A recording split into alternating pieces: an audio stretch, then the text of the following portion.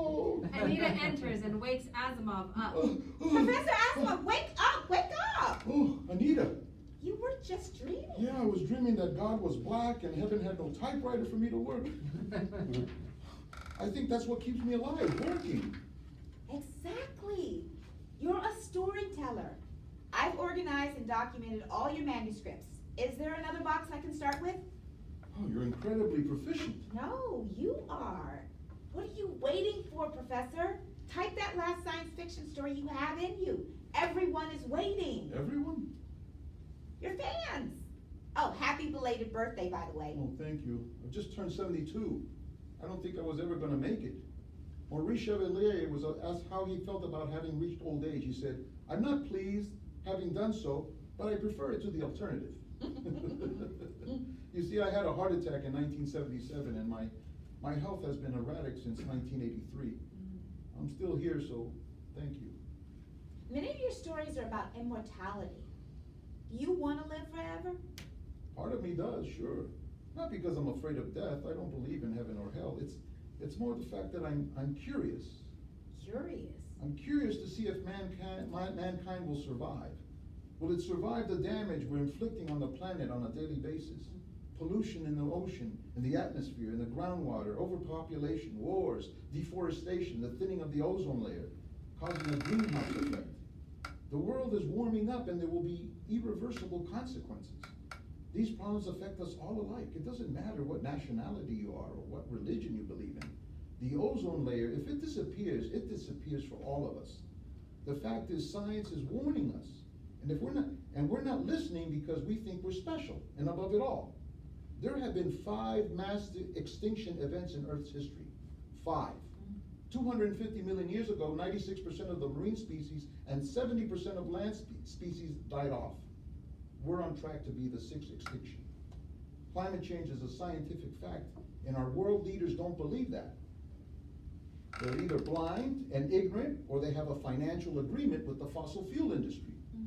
Governments would rather spend trillions of dollars preparing for wars that they don't dare fight.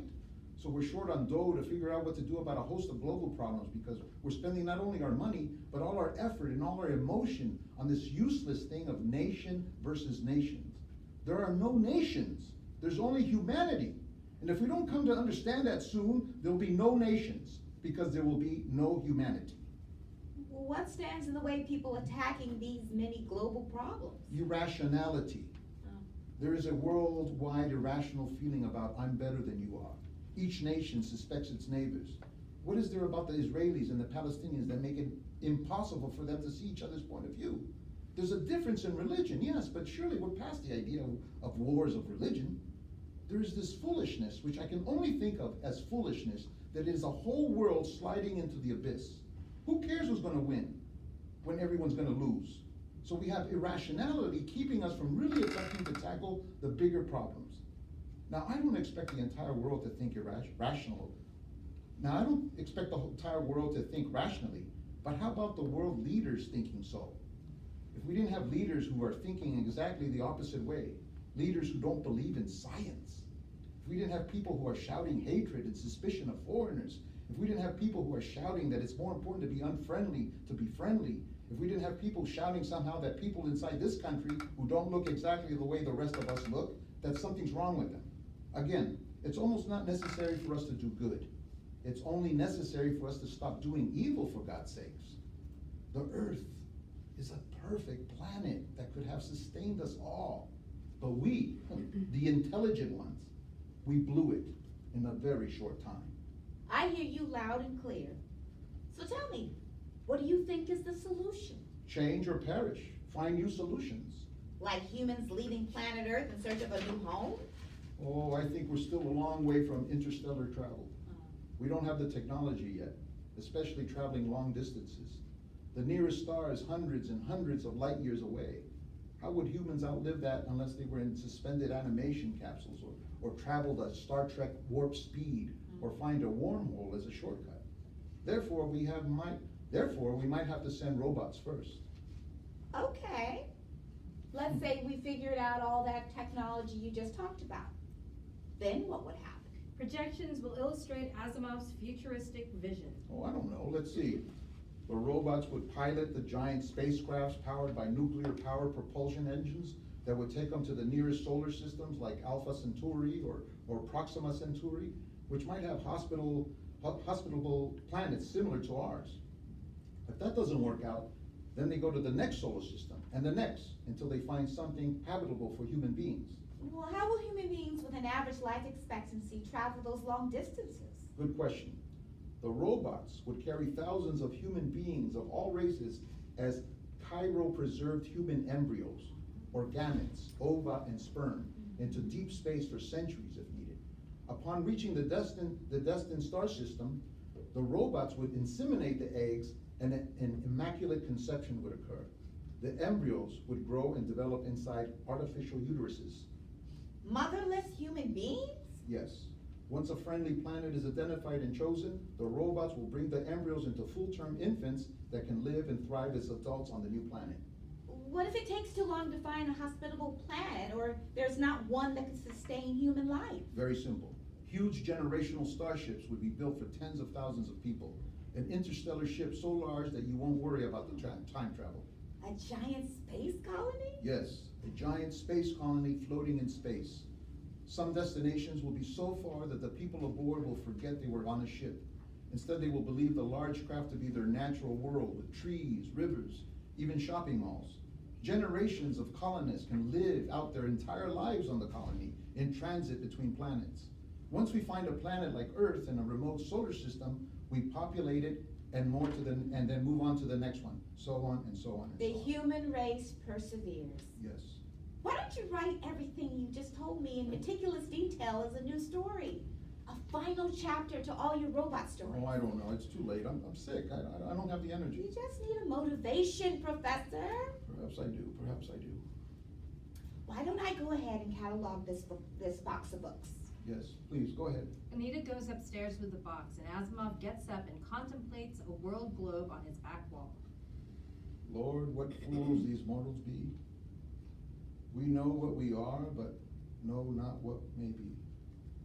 It is not the stars to hold our destiny, but in ourselves. Lights up on Anita, dancing and connected to her boombox. Mothership Connection by Parliament.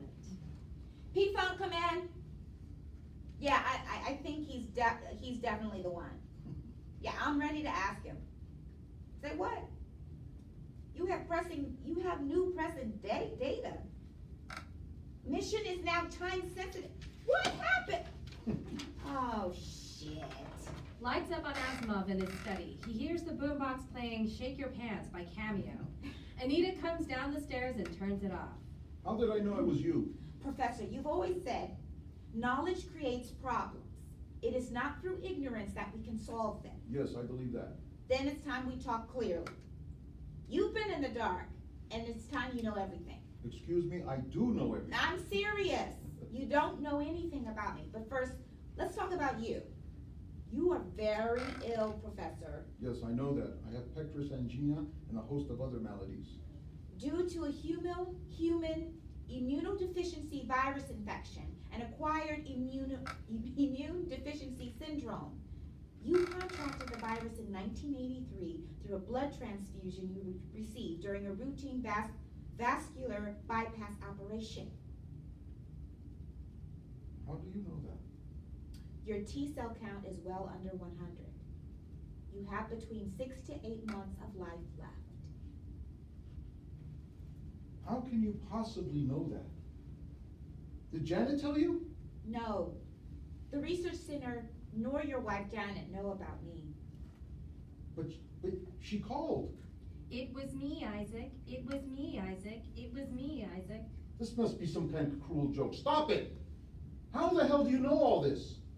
How did you find out? Only a handful of people know I have AIDS. A few close friends is all. We need to keep it a secret for fear of backlash. My legacy could be tarnished if this gets out. Look what happened to Arthur Ashe. Now get out! Get out of here! I said get out! No, I'm overriding your command. Besides, if I leave, I would be breaking the first law of robotics, allowing a human being to come to harm. You're insane! Get out! No. Anita stays put. Asimov walks around confused and full of rage. He sits down and cools off, trying to be rational. Who are you really? How in heaven's name did you get my private medical information? They hacked into your medical records. What's hacked? Who's they? P-Funk. The funk band? No. The secret Afrocentric multinational corporation that created me. What? I'm a genoid. Kind of. I'm a gynoid.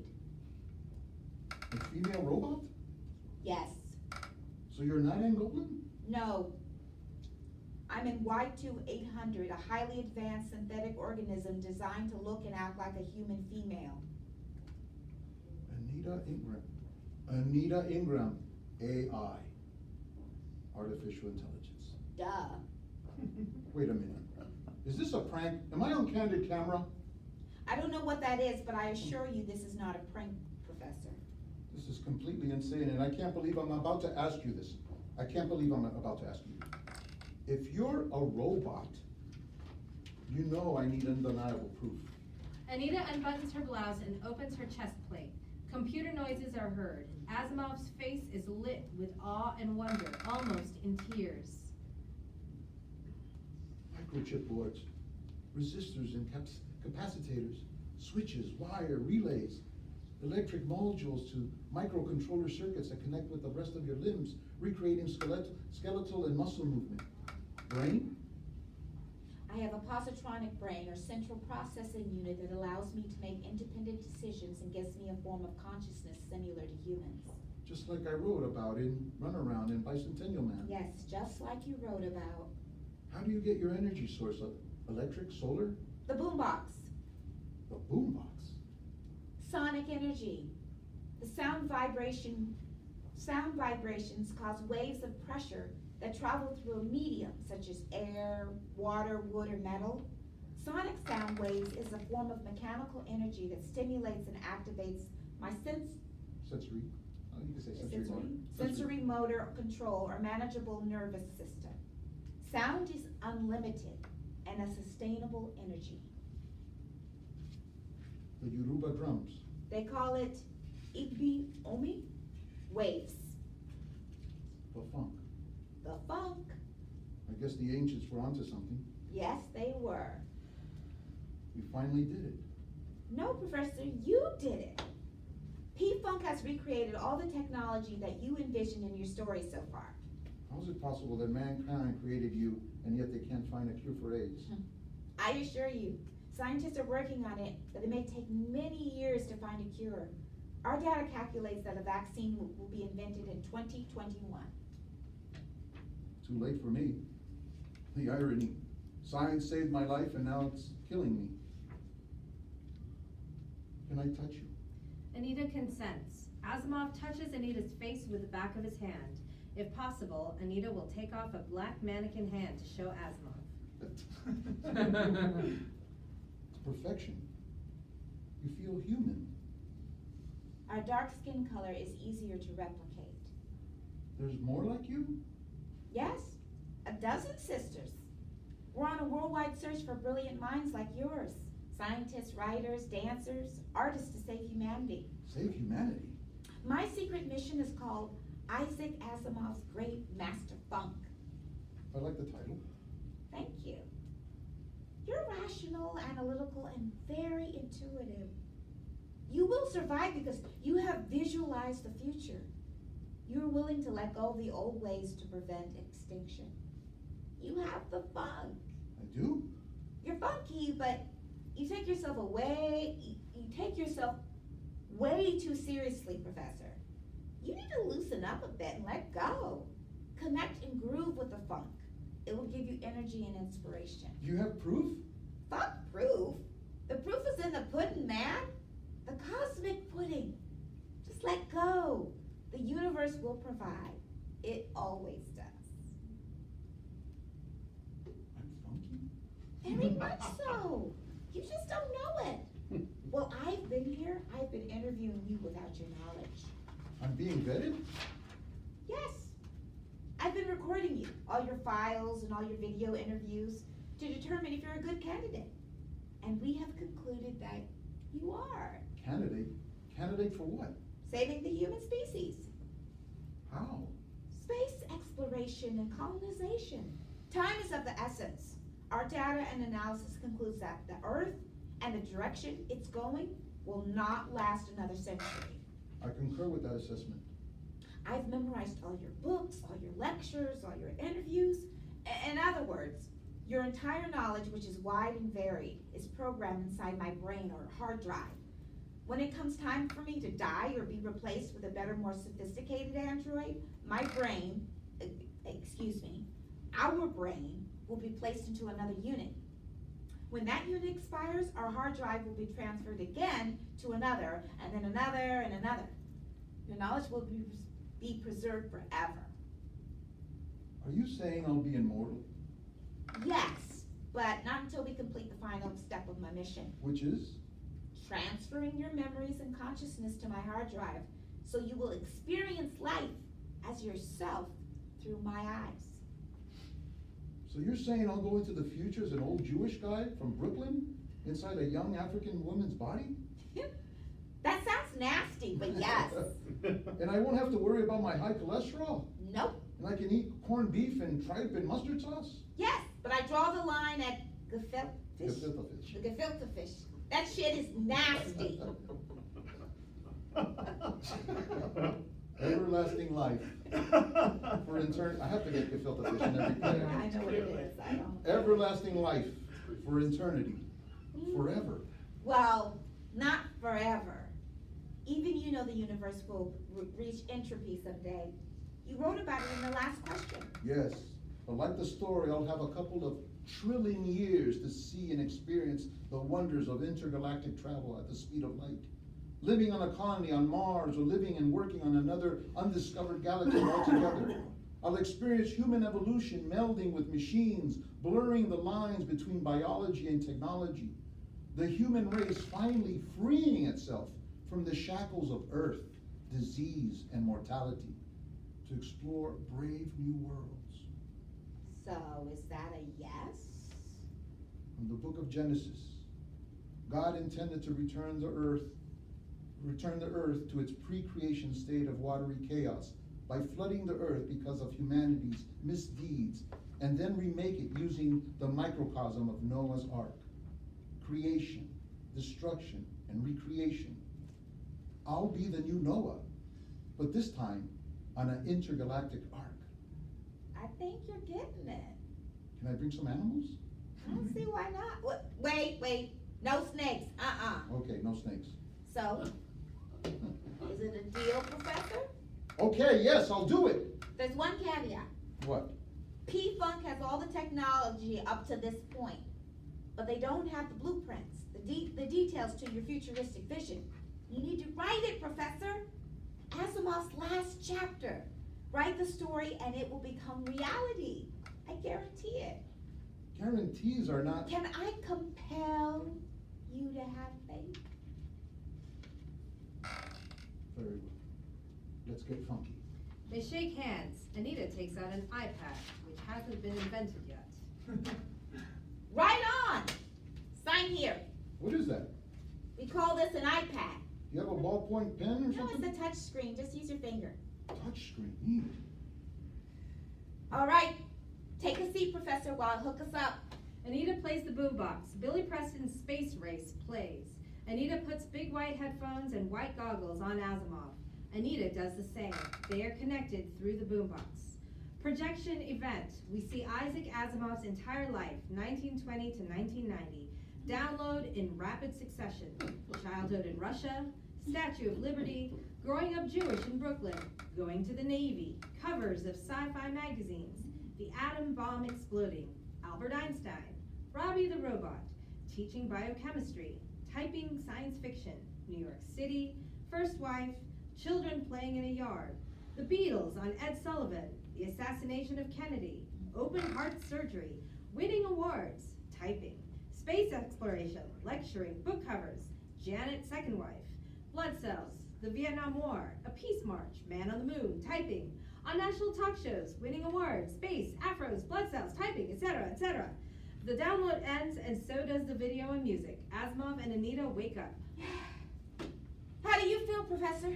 Good, just a little tired. You should talk. You just laid 72 years of memories on me. Boy, what a life you've had. Asimov approaches Anita and they mirror each other. So I am you now. That's correct. You are me. There's two of you right now in the universe for a limited time, of course. 6 to 8 months. Anita touches his heart. 6 to 8 months in this container, then you die. But I got your back, so you best start typing. Type the last chapter, Professor, so you can keep living through me. They hug goodbye, a final farewell to himself. Bye, Isaac. You've had a good life. I gotta go now. Wait, aren't you forgetting your boombox? No. It's yours now.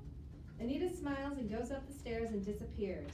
After a long beat, Asimov presses play. African tribal drums are heard. Asimov listens intently. Little by little, he starts to move his hips, his feet. He starts to dance as well as any old Jewish guy can. He smiles like, I got an idea, and lowers the music as he goes to his typewriter to type. Projections will illustrate the story. He narrates as he types. Eve X2K was a formidable machine, equipped with one of the brightest minds of the 20th century. A mind and body of a professor and writer that had long been buried and forgotten in a small cemetery on Long Island. Eve X2K helped draft the new laws for robotics, giving robots and transhumans the same universal equal rights as biological humans. Tick, tick, tick from the typewriter. The Earth's population reached 15 billion even after 2 nuclear winters. Most of the lowlands in Earth's great port cities were covered with water. Shortages of rationing of food and drinkable water was a worldwide problem with no end in sight. Meanwhile, Eve X2K and her team at Destinox were busy calculating and planning their departure from Earth from their headquarters in the remote mountains of southern Chile. Tick, tick, tick. As he types, we hear the African drums crossfade with the funk. The groove line by Heatwave. In 2099, Eve X2K's mechanical body broke down. It was not a loss, but rather a gain. Her hard drive brain was installed into a new, more sophisticated model, an android called Atom X, who was capable of flying at Mach speed and deep sea exploration. On a bright moon night, Atom X dived into the Atlantic and retrieved the writer's remains that were now under the ocean. Tick, tick, tick. The day of departure had arrived. The robots, transhumans, and biological humans being selected from every race and continent came aboard. They brought with them hundreds of plant seedlings and a wide array of animal embryos. No snakes. The day, surely a coincidence, could not have been more perfect. October 12th, 2192.